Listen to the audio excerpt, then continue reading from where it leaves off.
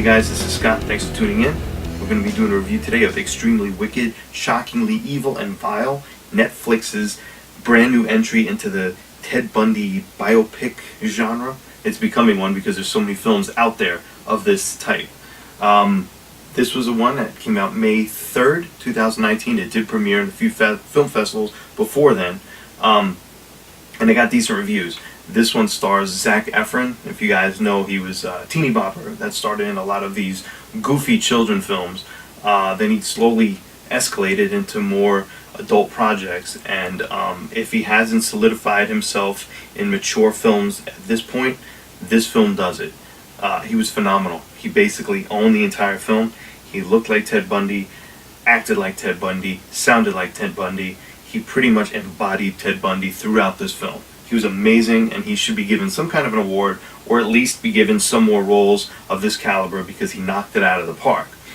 Lily Collins stars in it as well, and she starred in several other films, co-starred in several other films, but she's best known for being Phil Collins' daughter. Phil Collins from the 80s, a singer, it's his daughter.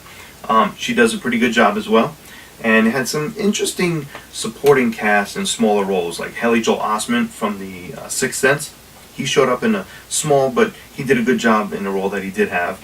Terry Kinney, if you guys remember, he played McManus from Oz. He was in charge of Emerald City. He pops up in a few roles, a few scenes. He did a pretty good job. Jeffrey Donovan from Burn Notice and Blair Witch 2. He was in it as well. Very bearded up, but you could recognize him if you're fans of him, as I am. He did a good job. And they had several other people popping in and out that might be notable for some pretty sharp eyes out there. You'll pick up a few other cameo appearances from some people that are fairly well known in the industry. So how was the film? Well, if you guys saw the trailer when it came out, I heard this film being released a while ago, and I was very excited to see this because I follow all things serial killers and mass murder stuff, and I'm not obsessed with it, but very interested in it, as many people are. However, the trailer came out. The trailer was awful. I thought it was loud, it was bombastic, it was all over the place. It just had the feel of a real exploitation film. And I was hoping that the marketing team behind it just threw some kind of a trailer together that way. And I was hoping that it didn't really, it wasn't really symbolic of how the film would be. Well, to my surprise and pleasure, the film came out and it was nothing like that. It was actually pretty low-key. And it was pretty well done. My thing is, it's all over the place. It starts in the middle of action already. Let's put it that way. I don't want to ruin anything. But there's nothing new told here.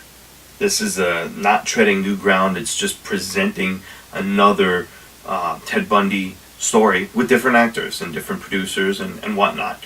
Did it work? Yes, it was good. However, it is all over the place. Dates jump around, locations jump around. I think they focused a lot on things that weren't that important, and they omitted other things that were important for the sake of time or helping the narrative along. That's what they seemed to do, but it worked. It really did. The thing that really worked with this film, which is a little different take on the other versions of the Ted Bundy story that I've seen in the past, is this focused on the girlfriend, his living girlfriend.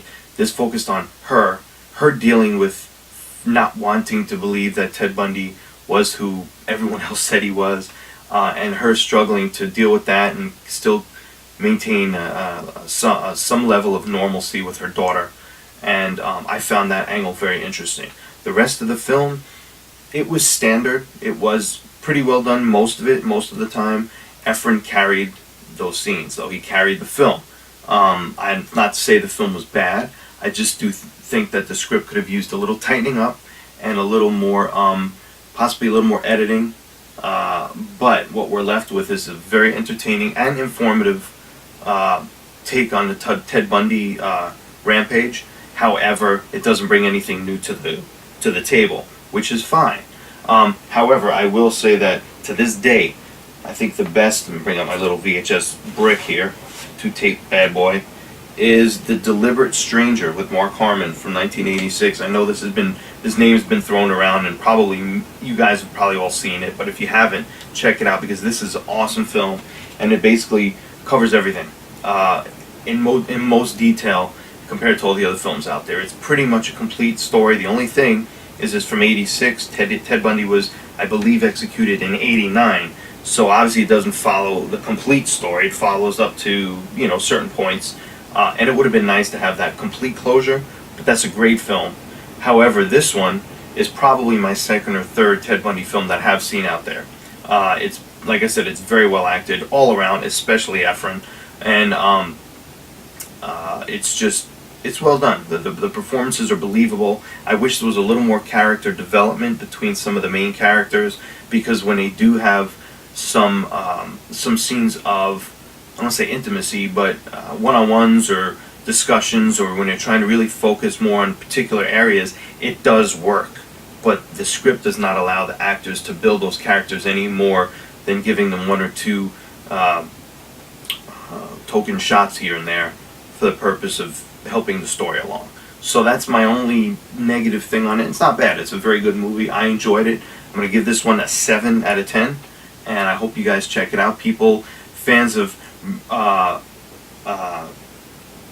these kind of films will find much to like about this one. There's no reason not to enjoy it. There's just nothing else that it really brings to the table that hasn't been said or done before. So have a good time with it. Don't expect to be blown away or surprised by new revelations, but it's definitely a good one. It's a solid entry into the serial killer, mass murder subgenre that is growing every day, and I think you guys should check it out. So tune in again. I'll be reviewing some other great films. I appreciate you guys subscribing. If you haven't, please do so now. Everything's free, but you get notified when new videos are put up on my channel. So thanks for tuning in. Have a good one, and I'll see you the next time. Bye.